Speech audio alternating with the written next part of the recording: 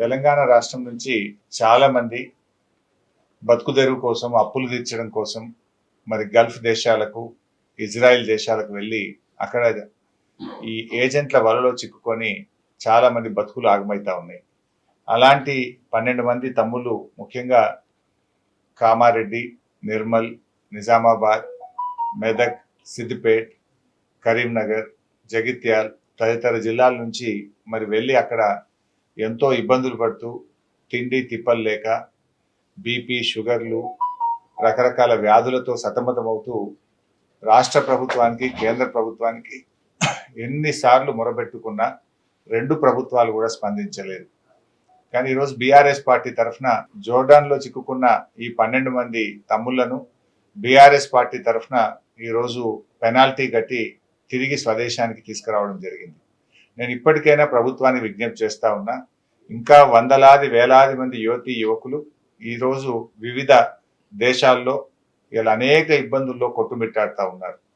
పిల్లలు చెప్తా ఉన్నారు, జోర్డాన్లో ఎంబసీ, ఇండియన్ ఎంబసీ ఆఫీస్కు ఎన్నిసార్లు మొరబెట్టుకున్నా స్పందన రాలేదు అని. రాష్ట్ర ప్రభుత్వానికి ఎన్ని విజ్ఞప్తులు చేసినా ఇవాళ రాష్ట్రంలో ఉండే ప్రభుత్వం కూడా స్పందించలేదు అని ఆ పిల్లలు వాపోతా ఉన్నారు. ఇవాళ ప్రభుత్వాలు, మన పిల్లల్ని మనం కాపాడుకోవడం మీ బాధ్యత. ఇవాళ 2 ప్రభుత్వాలు మొద్దు నిద్రపోతే బీఆర్ఎస్ పార్టీ ఈ 12 మంది పిల్లల్ని కాపాడి స్వదేశానికి తీసుకురావడం జరిగింది. సో ఈ 12 మంది గురించి కాదు నేను ఆలోచిస్తున్నది, ఈ 12 మందే కాదు, ఇంకా చాలా మంది పిల్లలు అక్కడ చిక్కుకొని ఉన్నారు.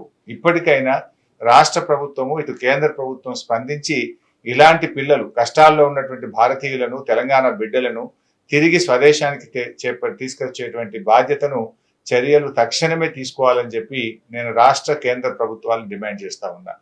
ఇవాళ రేవంత్ రెడ్డి చాలా మాటలు చెప్పాడు ఎన్నికల ముందు. గల్ఫ్ సంక్షేమ బోర్డు పెడతానని, వాళ్ళ కోసం ప్రత్యేక పాలసీ తీసుకొస్తామని, నిధులు పెడతామని చెప్పారు. 2 సంవత్సరాలైనా రేవంత్ రెడ్డి నుంచి స్పందనే లేదు. ఆయన మాటలకు ఎక్కువైపోయింది తప్ప ఏ ఒక్కటి కూడా ఇచ్చిన హామీలు ఇవాళ నెరవేర్చేటువంటి పరిస్థితి కనబడతలేదు. మన రాష్ట్రం నుంచి అలా 8 మంది ఎంపీలను బీజేపీ పార్టీ గెలిచింది. 2 కేంద్ర మంత్రులు ఉన్నారు. నేను వాళ్ళకు స్వయంగా లేఖ రాసిన వీళ్ళ గురించి ఆలోచించండి అని, కానీ స్పందన రాలేదు. ఇవాళ కిషన్ రెడ్డి గారు, సంజయ్ గారు కూడా ఇలాంటి గల్ఫ్ కార్మికుల కోసం, విదేశాల్లో మరి ఇబ్బందులు పడుతున్నటువంటి తెలంగాణ బిడ్డల్ని తేవడానికి ప్రత్యేకమైన ఒక విభాగం పెట్టి చొరవ చూపి పిల్లలకు మరి కాపాడాలని చెప్పి కూడా వారికి కూడా విజ్ఞప్తి చేస్తా ఉన్నా. ఇవాళ మనం అధికారంలో ఉన్నటువంటిది, ప్రజలు మనకు అధికారం ఇచ్చింది, ఆపదలో ఉన్న ప్రజల్ని ఆదుకోవడం